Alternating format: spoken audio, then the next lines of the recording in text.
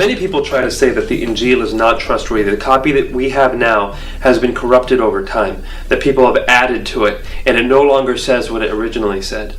But this isn't really possible. You see, we have in our possession over 5,600 copies of the New Testament in ancient Greek, the first language in which it was written and spread. And so we can go to these thousands of copies and look and see what it actually said. And these are so old that one copy in particular was written within 100 years of Jesus' life. It was written around 125 AD. And so we know what was said early on. Now we even have in our possession a whole copy of Kitab al-Muqaddas from 300 to 350 years after Jesus' death. So if we want to go and read from Genesis to Revelation, we have it. It's called Codex Sinaiticus. We have another one that's everything from Matthew to Revelation. It's called Codex Vaticanus. We can go see what it says. And both of these books were written 300 years before the time of Muhammad. So when Muhammad was here and he refers to the Injil, we know exactly what he's referring to because we have books from that time in history. We know exactly what he would have had in his possession if he referred to the Injil. And it's not been corrupted. It's exactly the same as what it was back then. In comparison to the manuscript record for other major historical writings of the ancient world, the Injil has far more manuscripts and far earlier manuscripts, with at least 5,700 ancient manuscripts in the original language. Furthermore, the time gap between the original date of the writing and the earliest manuscripts is dramatically less than any other classical works, being just 50 years.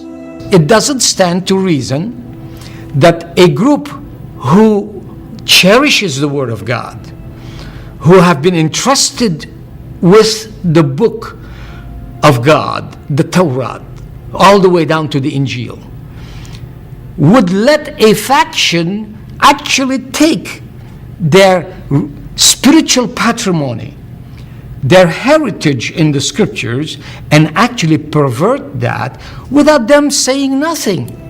Just decades after the death of Jesus, copies of the New Testament books were circulated thousands of kilometers all across Europe, Africa, and Asia to the various churches. Furthermore, at a very early stage, many of these provincial communities translated the scriptures into their mother tongue, providing a further barrier to anyone changing the original text. What are the odds that the Jews or the Christians could seize all of the copies that were there in the world? We know that just the New Testament manuscripts, and there were over 5,000 of them, to say nothing of countless hundreds of thousands of fragments. Who could have seized all of those and changed the text in a uniform fashion so that they would all say the same thing? Further powerful evidence for the New Testament's reliability is over 1 million quotations of it found in early Christian writings.